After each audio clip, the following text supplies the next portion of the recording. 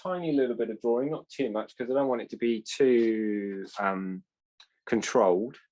This is really just to give us an idea about where we're going to break the page up, because obviously if we just start painting, we might put it too high or we might put it too low. So there seems to be some sort of watery type thing down the bottom here, which is a pretty flat color. So I'm going to come up a little bit, and then I'm going to bring my little bit of land. I'll press fairly hard so hopefully you can see the pencil marks. Kind of comes in and then off the paper, something like that. And then we've got this sort of bank that kind of comes up towards where our trees are. So we've got this tree crop sort of in here somewhere, perched on the side of the hillside. There's a little bit of land there, and then it kind of goes up and then out of the picture. Then we have a kind of a distant hill line that pokes its way out the back of the trees, and then that goes out of the picture. And then there's another bit of land that kind of just comes in about there. Okay, so very, very simple. I'm not going to do any more drawing than that. That's probably enough. Okay, so first things first, I'm going to now just put some water on the back. I'm just going to use my spray bottle for that.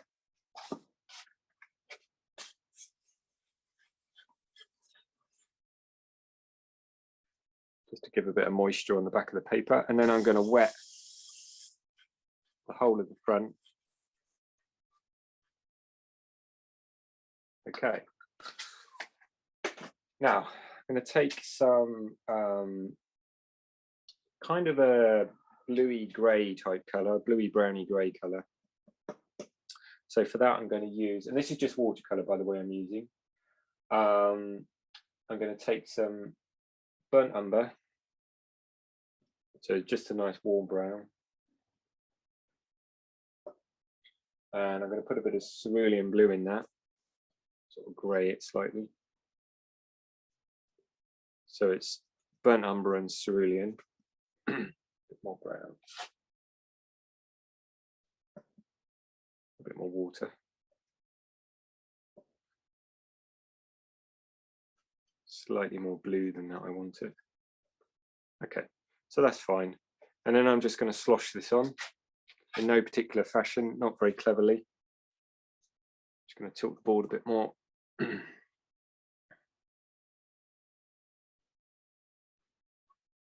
Okay, so all over, the whole thing. And at the bottom here, I'm actually going to change the colour more blue. So just more cerulean, perhaps a little bit of French ultramarine. It's more of a blue kind of colour, because obviously it's supposed to be water, I think, at the bottom. So let's bring some blue in there.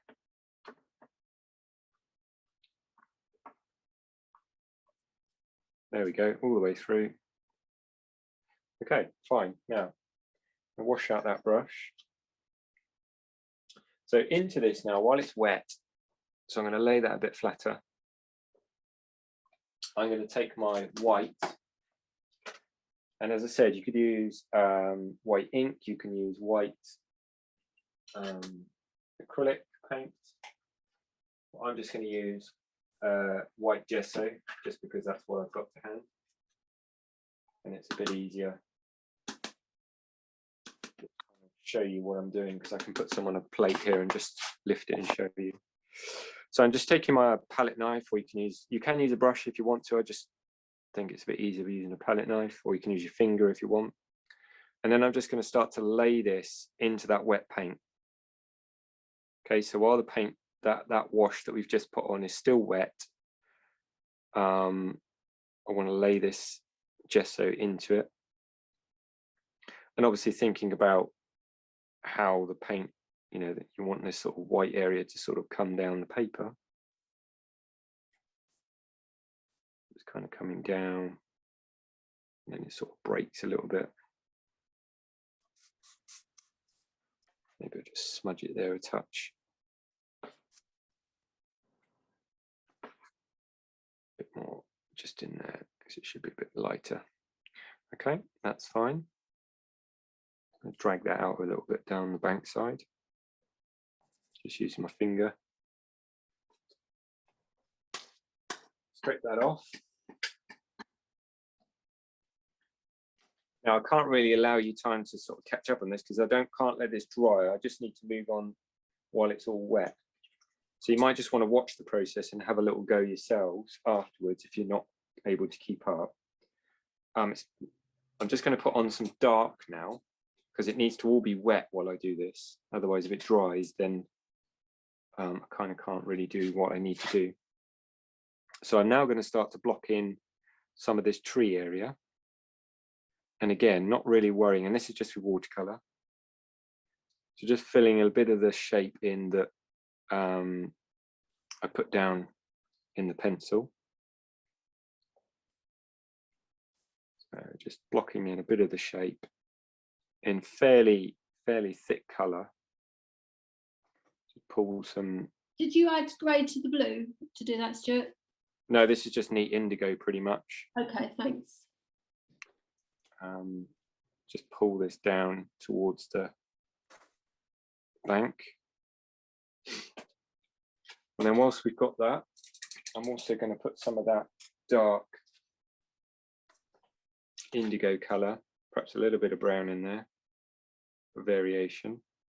So it's still pretty dark. And then I'm going to bring it in to my wet area down here, up towards the whites that I've just been putting on. Keep the edge soft. So you can kind of smudge them together a little bit if you want. And then, so if you get white, so sometimes you might pick up a bit of white from the gesso. So just clean it off before I go back into the paint.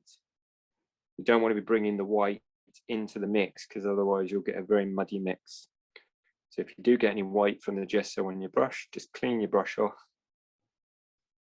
and then go back into the fresh paint as I'm doing here. And if you don't do that, then you will end up just polluting your watercolor with too much white and the colors will get very muddy on you. You want to try and keep the colors fairly clean if you can. So a bit more up in there. I'm just going to use my finger now while it's wet still, just to merge a bit of these colors together. So the gesso's wet, the watercolor's wet, and it'll allow me just to play with it just a little bit, not too much.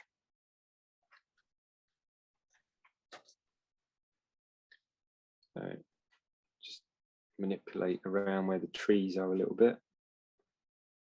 Just going to drag that out. Okay, and then a little bit of break into the other colors we've got there. Okay, and then before that dries, I'm going to just put a bit of gouache or a little bit of you could just use like an orange or a light ochre watercolor, but use it very thick. And I'm going to bring some of that into while it's still wet as well. And then I'm going to let all this dry off before I then start to manipulate it. So a little bit of that, and I can wiggle that up into the wet gesso. Just merge those colors there a bit, softening some edges.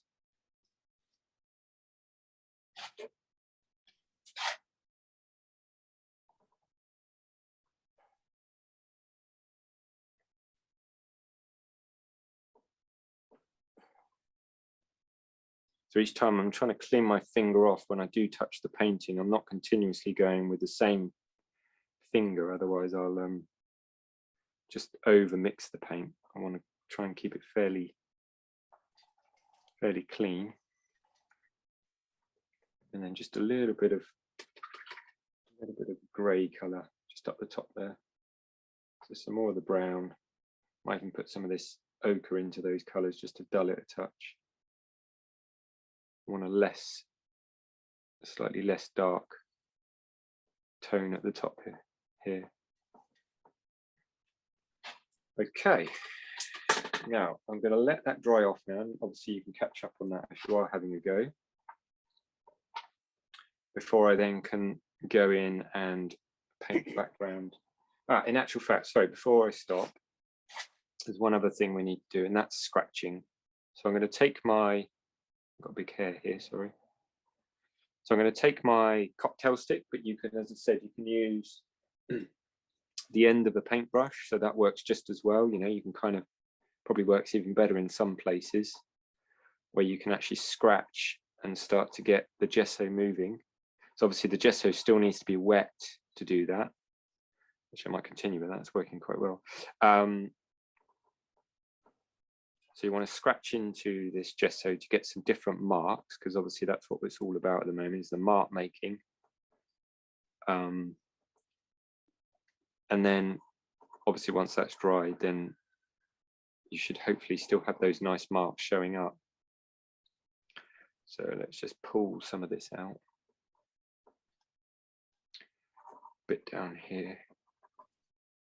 Obviously the scratchy marks really are there to sort of break up the larger areas of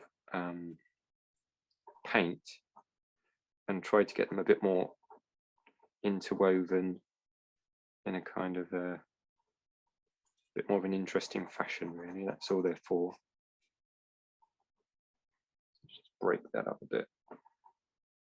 Leave a few marks down there, perhaps a couple more. But don't worry about these trees, because we're going to be painting the colours in behind the trees, which will break up the tree shapes. All I'm going to do is just perhaps scratch or indent the paper around the tree line, just to give it a bit more tone, sorry, a bit more shape in the drawing. So that's fine. And that's it. Okay, I'm going to leave that alone now. I'm going to let that dry, and you guys can catch up. I've just got some turquoise, or you can use like a light blue, like cerulean. I've got yellow ochre, some burnt sienna, some white, and there's a cobalt. There's a turquoise blue there. I may or may not use that. I'll see. So what you're going to need to do, obviously, for this is we need to you'll need a palette, because you need to mix these colours a little bit. So I'm going to put a bit of white out on my palette. So what I'm looking to do first of all is to actually start to bring in this mountain range kind of at the back, which we can then use to carve into this larger area of watercolour we've kind of blocked on in the first wash. So actually this blue might be a good blue. Let's try it. That's if I can get the lid off, that is. Pliers always come in handy. Oops. There we go. Obviously not been used in a while. So a little bit of blue. Might have a lighter blue as well, actually. This lighter turquoise. Let's run it quite far away. And I'll also have a touch of the burnt sienna as well. Just to knock, because burnt sienna is a very orange brown. It will just knock down the blueness a bit and make it more grey, which is kind of what I need, slightly bluey grey. So take a bit of water, a little bit of water, take the white, because I'm making a very light colour, so obviously I don't want to start from a pure saturated colour, because otherwise I'll need so much white to knock it down. And a little bit of the lighter blue, the turquoise, and a tiny bit of the brown, not too much. There we go. So I want it a very pale bluey brown colour, maybe slightly darker.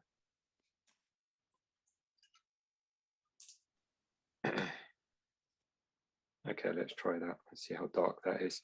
So obviously our initial wash that we put on has given us some tone already in the paper. So the white of the paper is obviously all gone. So now what I'm adding is opaque color to try and get us some of that lightness back. That's the idea. So drawing into the shape of this mountain, we'll go slightly darker than that. It's a bit too light still. So a bit more of the blue, a bit more of the brown, just to darken it up a little bit more. Okay. And then as I come to the kind of the trees, then I use this color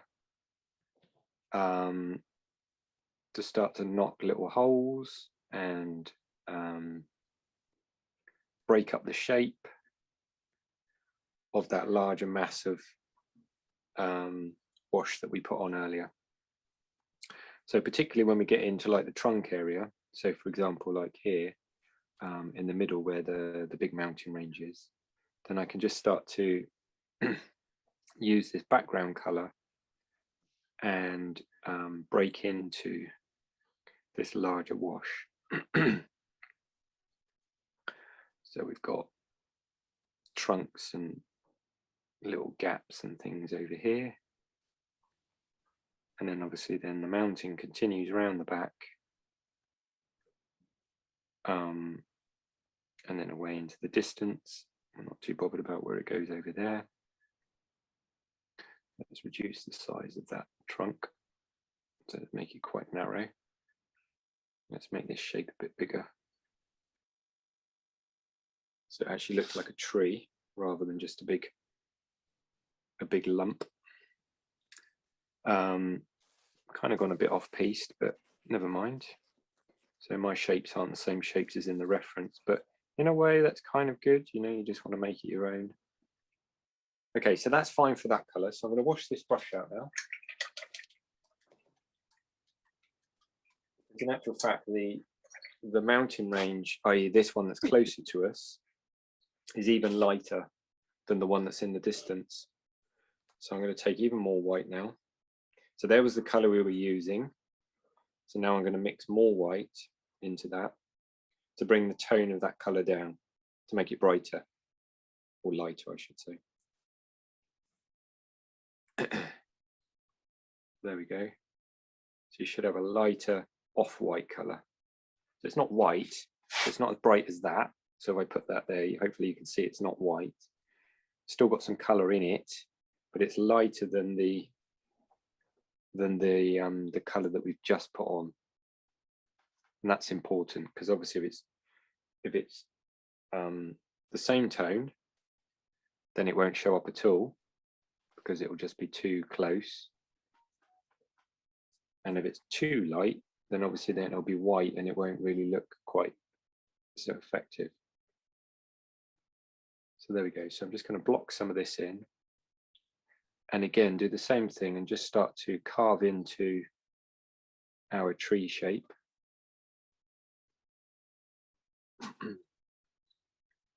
So coming down, all the way down to the existing edge of the line. Just a few broken marks there. And then I'm going to break into my tree shapes again. Just kind of make them up now, just as long as they look like they're upright structures. That's the main thing. Narrow that a bit more.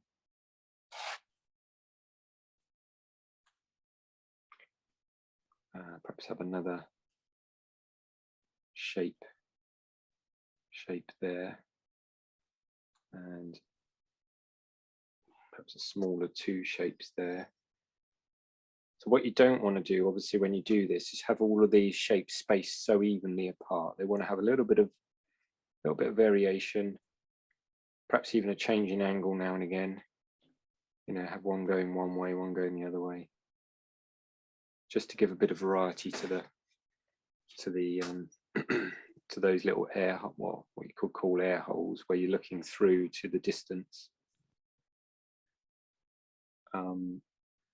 And it also makes it feel a bit more organic. Just break that up a bit more there. Okay, so that's broken into our tree line. Thinking I quite like the brown sky. I don't know that I don't want to go blue. I don't think a blue sky is going to be what I want. So the last thing I'm going to do then on this little painting is some line work, because obviously going back to the idea of mark making, so we've actually introduced some scratchy marks into our white. So I'm going to take my brush, and while this gouache is still a little bit wet, is actually scratch into it a touch, just to sort of reintroduce some of those ideas of the mark making. So it's not just flat color, it's got some slight variation in it. There we go. Not too much, obviously you don't want to overdo it. And then I'm going to take a nice dark color now. So this is indigo again. And I want to use it fairly dry. So this is watercolor. So I'm going to knock out some of the moisture onto a tissue. So I don't want it too wet. So I want it to break a little bit like that. So as I start to draw into these shapes, I get a bit of broken paint. Have a little bit of a line perhaps coming off of trees down here. Just a touch of definition, that's all I want in places. Perhaps something going up there.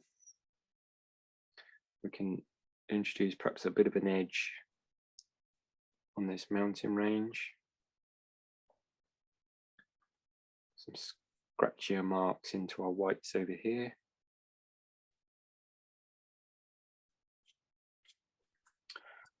Perhaps down near the foreshore we can have a few marks.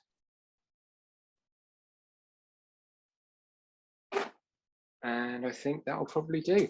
So as I said, I'm going to shove the horizon up to give us more space down here and give us less sky, because the sky is not very interesting in the reference. So I want to have less sky and more foreground, which means then that the land, the orangey yellowy bit of land, I'm going to come about here with, and it's going to come down from the left, curve slightly, and then go up, so that the right hand side here is higher than the left hand.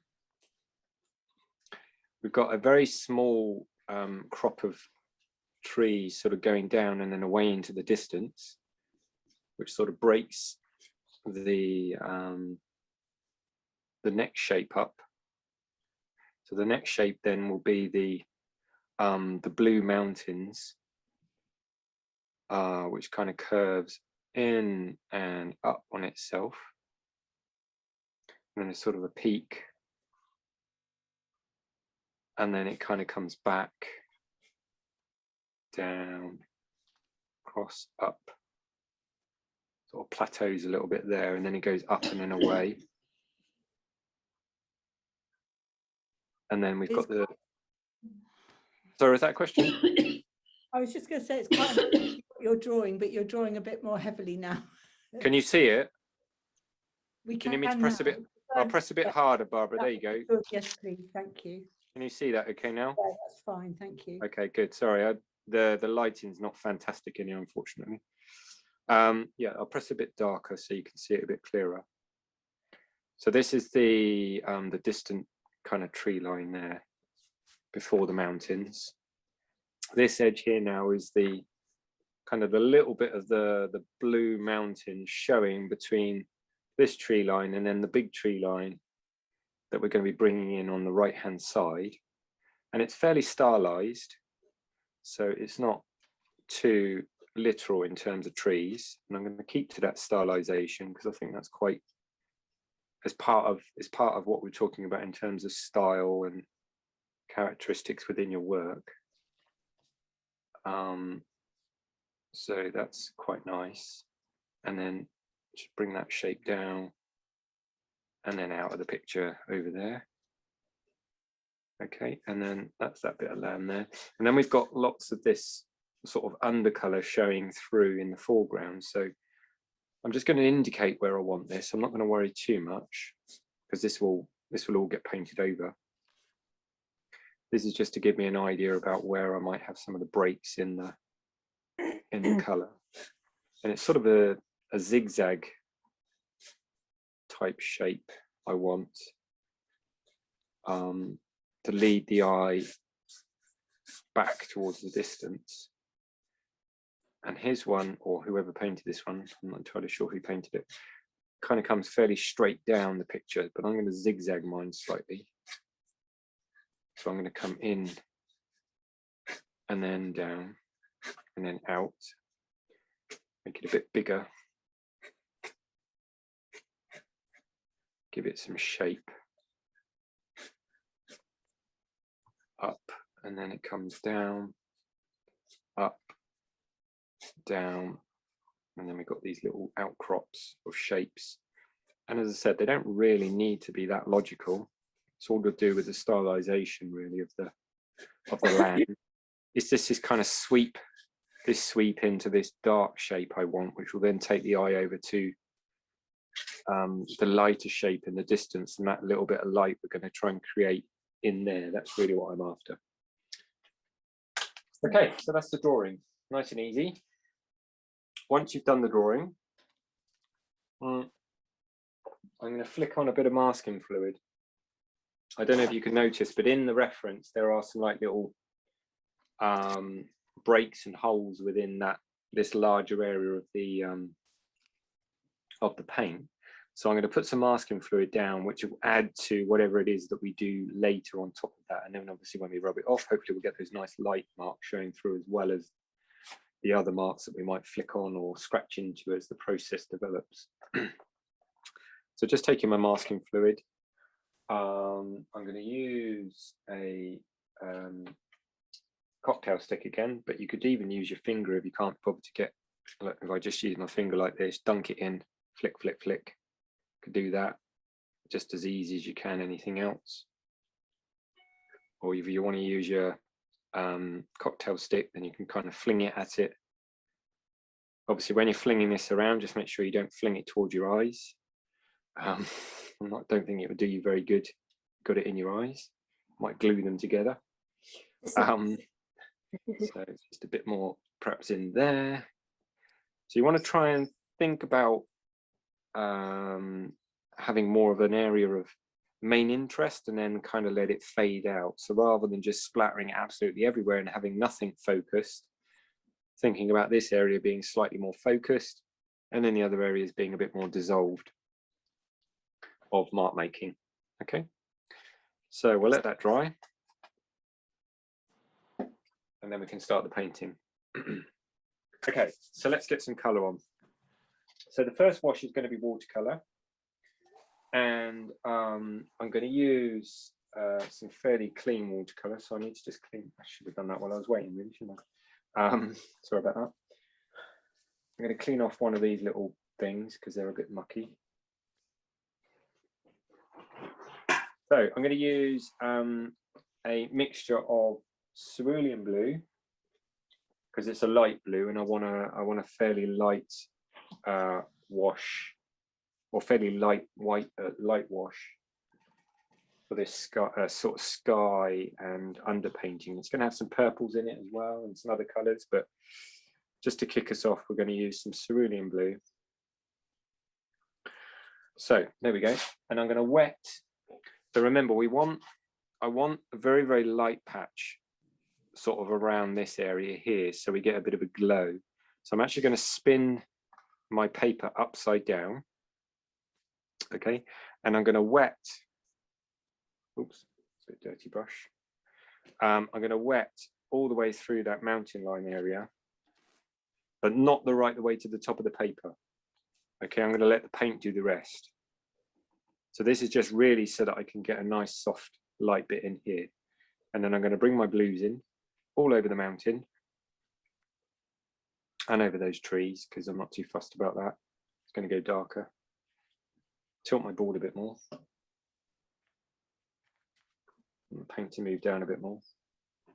And then I'm going to let that wash out slightly stronger at the top, a bit more blue. Perhaps even a little bit of ultramarine in there as well. just to really give you an idea of being in the somewhere mountainous.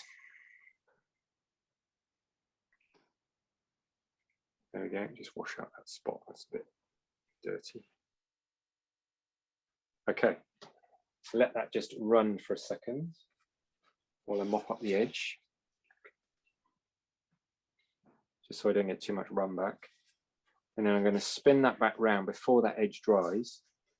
So obviously I don't want that edge to dry too much before I introduce my next colour. So I'm going to start to pull that down now. A bit more ultramarine. So this is just ultramarine into that bottom edge. There we go. Now dipping into some purple. Fairly neat now. I want the colours fairly strong. Because remember, we're going to be painting over this with opaque colours. A little bit of gamboge, or if you've got some other type of yellow, then you could use that. Just a mixture of kind of colours as we come down the painting. A bit more blue and purple.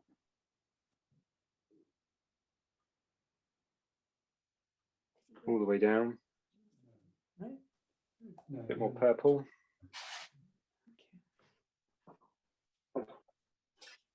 And perhaps we'll have a little bit of light red as well. So just a fair mixture of colours. Because remember, a lot of this is going to get covered up. So this is really just to give me some interest underneath those later layers of colour. Okay, there we go. Right, not going to play with that too much. Just let that run a little bit. So I'll give you a moment or two to do that. Is to now get the mountains in. So I'm going to put some blue on for those mountains. And I'm going to use a similar idea that we used before. So using the white. Where's it gone? Where's my white? But this time I'm going to use ultramarine instead of the turquoise. So, and this is just watercolour. So this is ultramarine watercolour rather than the turquoise that I used before. So it's fairly intermixable. And even if you're doing this with acrylics, you can mix the watercolour in with it as well. That's fine. So I'm going to mix it over here in a cleaner area. So a nice bit of the white and the ultramarine. So the reason using the white obviously is to give me the opacity or the opaqueness to block out some of what we've already put on. Let's just see how dark that is. I might go a little bit darker. Not darker, but a bit more chromatic in the blue. There we go. So I'm going to now bring my blue shapes up into where the hill line we drew earlier is. Sorry, Stuart, could you just pause a second? What have you mixed, the ultramarine and white watercolour? Yep, so just the colours we used earlier. So just either the gouache or the acrylic, whatever you've got. And I've just put a bit of gouache. No, I haven't got gouache, so you can. Just use acrylic, that's fine. Acrylic paint. Oh, we're Whatever into you- acrylic. Sorry, I hadn't swapped over from watercolour. Right, Okay. You could just use a bit of white watercolour and watercolour. That's basically the blue is watercolour here. Okay, so that's all I'm using. I didn't get that. Just watercolour is used. So I'm not using anything other than watercolour here.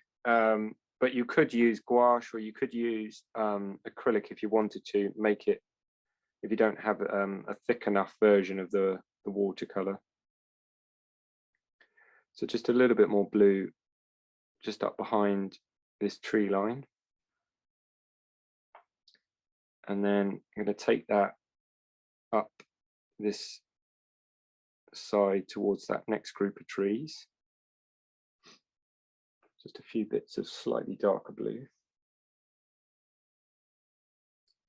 just to indicate a touch of variation in the mountain. Okay, wash that brush off.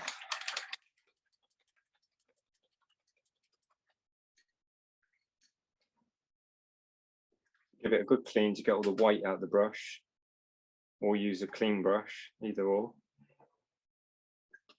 And then I'm going to mix up a nice dark. So the indigo, and I'm just going to put a bit of cadmium yellow, or whatever yellow you've got, just to make a nice dark green.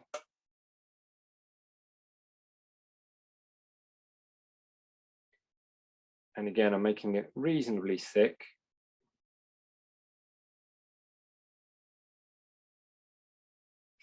And then I'm going to start to work that into the tree line here now,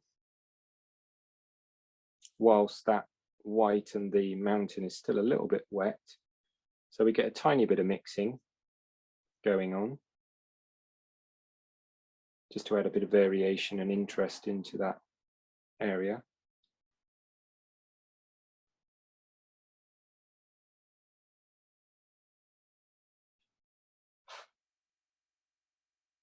Bring this up the back of our grasslands. A few more tree type, stylized tree shapes there. And then we're over to the big tree shape on this right hand side, which is very stylized. I'm going to paint that fairly flat.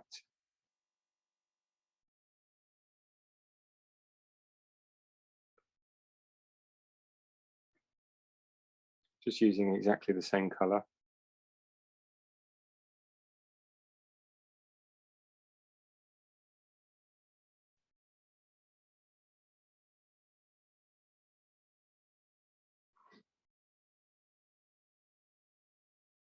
So even though we think they're trees, but I'm not trying to make them too tree shaped. Okay, and then I'm going to put we'll start to put the grasses in now, or the grasslands. And for that, I'm going to use the white in this bit, because I need a fair bit of white. Some of those turquoisey blues that I used originally, and some white, sorry, some yellow, just the cadmium yellow watercolor. Put a little bit of burnt sienna in there as well, just to give me sort of a browny, yellowy browny kind of color.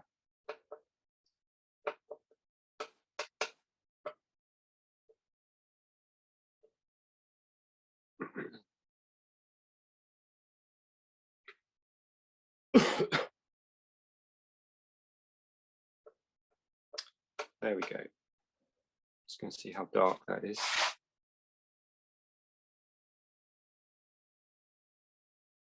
That should be fine. So now I'm just going to start to lay this opaque version of this yellow color over the top of some of those purples that we put on originally, keeping it roughly to some of that shape that I drew right at the very beginning, allowing the undercolor in places to show through.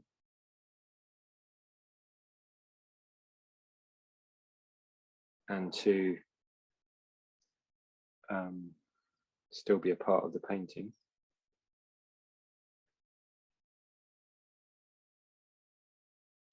Just block out some of those shapes. Coming down. So again, I'm going to leave some of the colour from the underneath show through.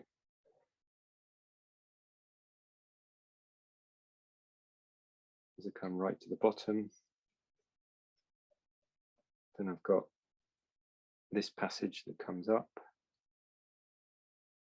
and then away. I quite like that bit there, so I might try and save that.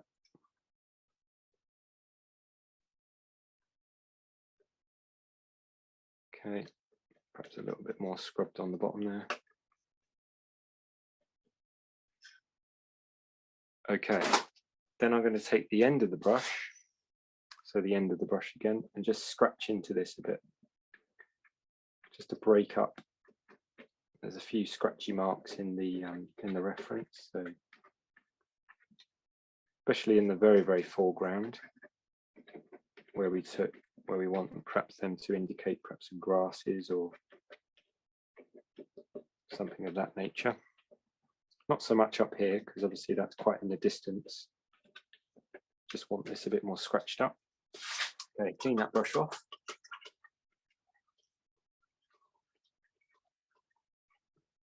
Obviously, if you are using acrylic with any of your good brushes, make sure you don't leave them out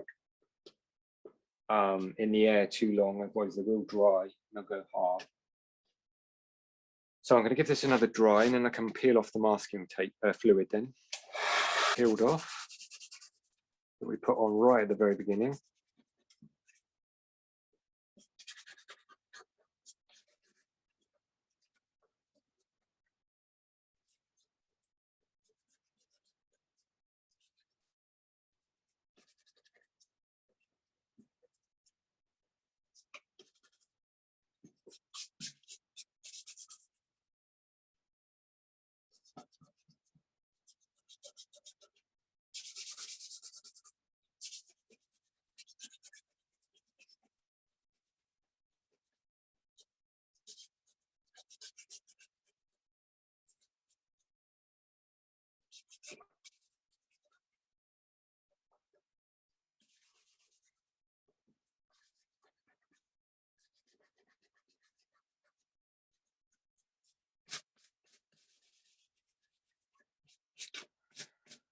And there we go.